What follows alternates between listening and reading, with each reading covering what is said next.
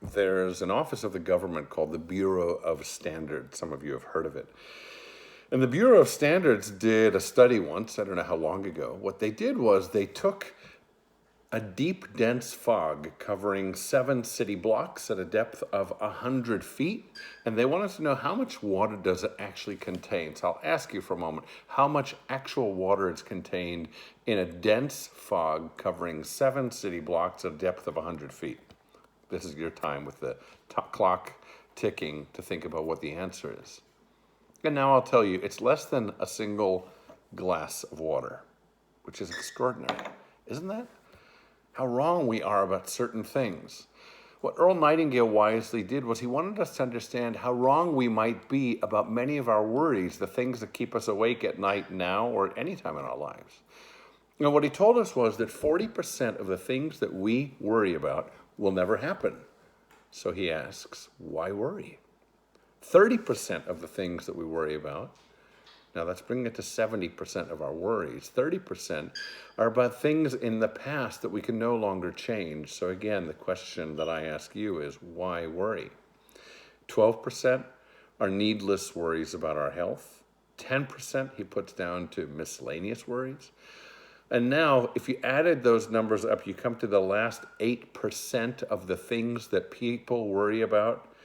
And that is the percentage of our worries that are worthy of our worry, worthy of our concern. Isn't that interesting when you think about it? Maybe it's worth writing that down, reminding yourself at 2 in the morning or 2 in the afternoon, anytime.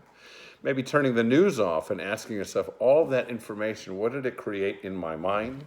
And how do I now put it back into perspective? I think about certain cultures in the past and now that have little tools that they use to handle worry. They don't necessarily have the simple tool that we have, which is switch off on the remote control or the phone, the television.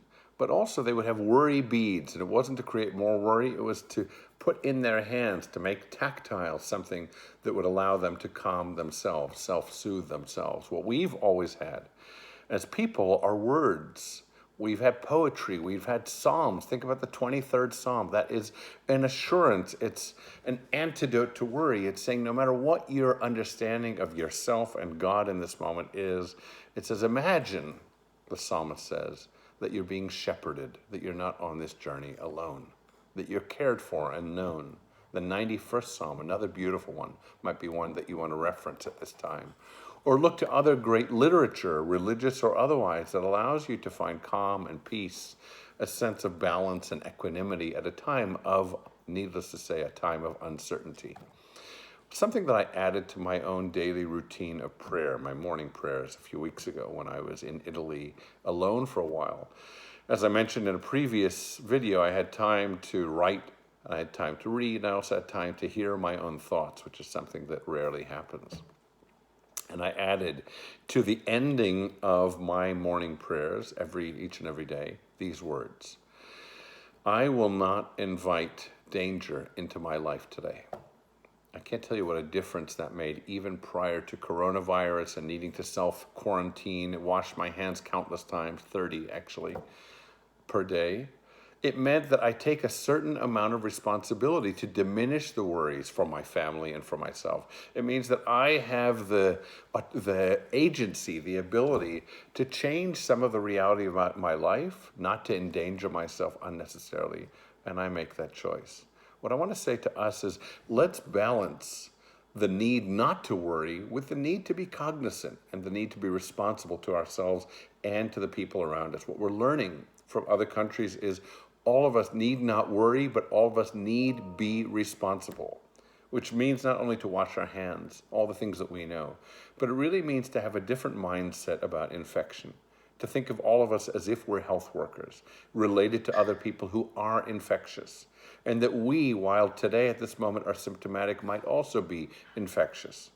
And it means to limit our going out, not only because it's about us protecting ourselves, but because the world doesn't need us to bring our possibility of danger, of worry to other people.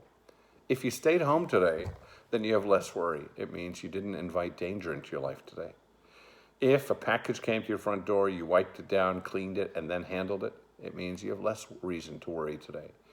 If you reached out to your family members and your close friends and found that they're safe and well, then you have another reason to drop your shoulders and worry less. If you did something for somebody else, then you have another great reason not to worry today, not to lose sleep tonight, to go to sleep smiling and contented, knowing that you are the person that you think you are, that you're a person of integrity and compassion, responsibility and goodness. So at some point in the day or the weeks ahead, whenever it is in your life, that it's useful, just remember 7 city blocks, 100 feet in depth amounts to only 1 glass of water.